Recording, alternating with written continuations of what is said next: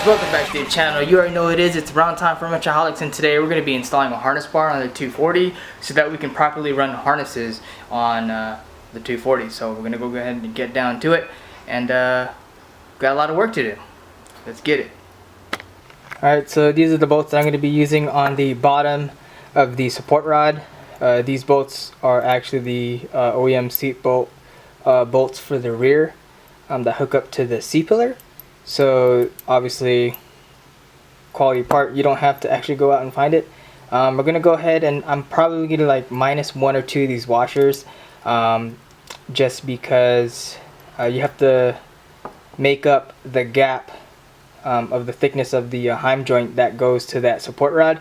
So we're gonna play around with the orientation of which one I can get rid of and which one do I have to keep once we mount it up. So I'm gonna go ahead and do that right now, and then explain to you what I did. Alright guys, so I was having trouble installing the harness bar support rod, only due to the fact that this bolt here that connects the lower part of the seat belt to the chassis is too short.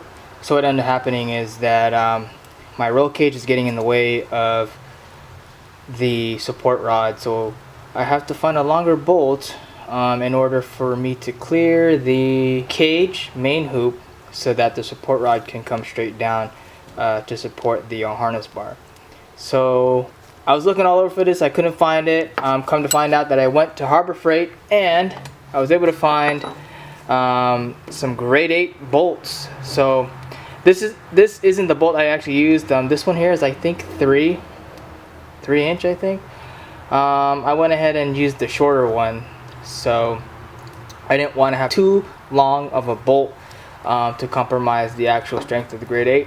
So I went with a shorter bolt. I stacked the washers that go to the actual seat belt, one of them being one of these. I stacked some washers to just have that space so that the bolt can securely fit onto the chassis.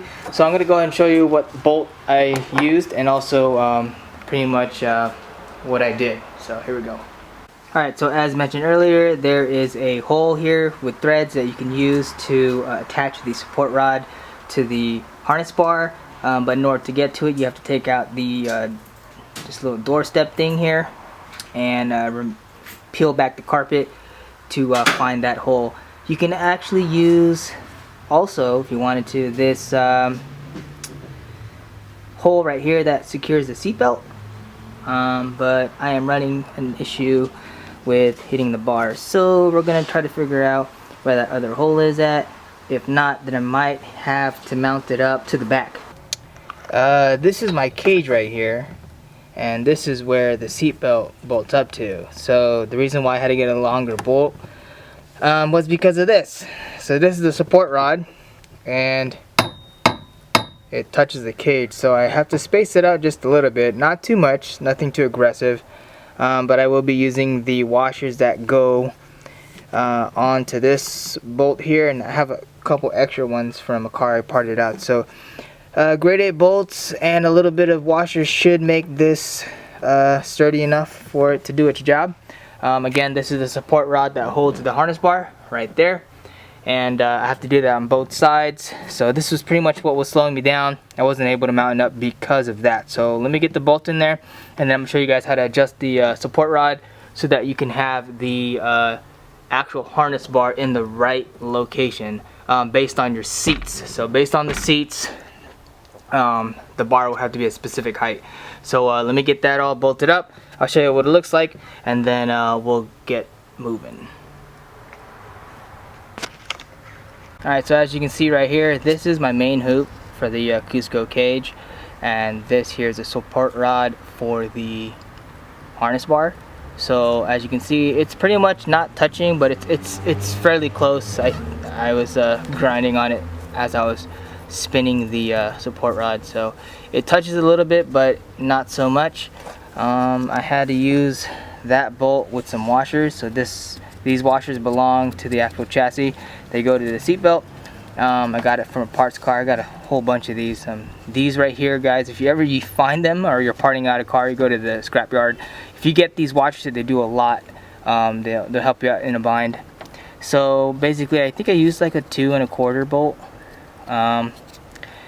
to, as far as the length goes, so that it's not too long, so that it's too weak, but it's just long enough so that it can clear the Cusco bar, or Cusco main hoop. So I used 2 1/4, I believe, and I stacked some of these washers and the grade 8 bolt, tightened everything down, snug fit it, and there you go. So this is the support rod, that is the harness bar right there, and pretty much I tightened everything down. I tightened the jam nuts, tightened everything as far as the support rod to the bracket to the harness bar. So I tightened everything down.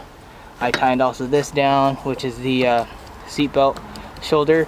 I tightened that down, so everything has been tightened down securely. So it's a pretty solid unit. Like, I'm literally shaking the car, so it's pretty good, solid piece. Next, we're gonna go ahead and I'm just waiting for my harnesses to come in. I'm gonna show you how to route it, but pretty much based on from what I've been reading, there's a Speed Hunter article on how to actually mount up and securely use your Takata harnesses. So pretty much what you want is, so this is coming from the shoulder belt on your racing seat, or your bucket seat. You pretty much want it to be as flat as possible. You don't want an angle from the shoulder no greater than 45 degrees. Like, I'm using my hand as if it was a belt. You don't want the actual harness to go more than 45 degrees on a downward angle, because that's unsafe. Pretty much anywhere between 0 and 45 is acceptable. So you can, based on what Speed Hunter put down and what Takata said, that you can actually use any point that's along the top right here. My hand's in the way, but any support right here. And I'm assuming as long as that bolt down here that holds the bench, rear bench, there's a bolt there. As long as that rear bolt is no greater than 45, technically it is safe. So a harness bar is also another way to do that, so you don't have to have any type of downward angle. You can actually just use the bar as support. So pretty much I'm not gonna go down and secure it. I'm actually gonna just use the bar, put the belt in, and wrap the belt around the bar. And I do have, from my setup, it's basically within that 0 degree 45 angle of play where using a harness is actually safe. So there's a harness bar all mounted up. So now we're just waiting for the harness to come in and mount everything. This line here is for the actual hydro e-brake, so I still got to figure out how I'm gonna make that look clean, but we're figuring it out day by day, so don't worry about that. Everything is all good to go. So there it is, guys. Harness bar. Alright guys, so there is the install of the harness bar. It was kind of frustrating. The only reason why is because I couldn't find the right bolt, and it took me like 2 or 3 days to search for it. I kept going to Lowe's, actually went to like Lowe's, Home Depot, and I couldn't find it. Come to find out, Ace Hardware had it in grade 8, so you know, you don't want to use some cheapy bolts. These are grade 8 bolts, pretty sturdy, and they're gonna do what they're meant to do, to be sturdy and strong. So I went ahead and installed it, showed you guys how to do it, and also explained to you guys the you know, proper way of how to mount the harnesses. Just a quick review. I'm gonna leave a link in the descriptions of what I read on the Speed Hunter Takata Harness article. They go in depth on how to actually mount up the bar. I mean, not bar, but mount up your harnesses so that you can properly use them, so that you don't cause any due injuries to yourself by mounting harnesses incorrectly. So I'm gonna leave a link in the descriptions below. Go ahead, click it. It's for your knowledge. And yeah, so I hope you guys like the install. If you're new to the channel, thanks for watching. Thanks for watching the entirety of the video. Like, comment, and subscribe.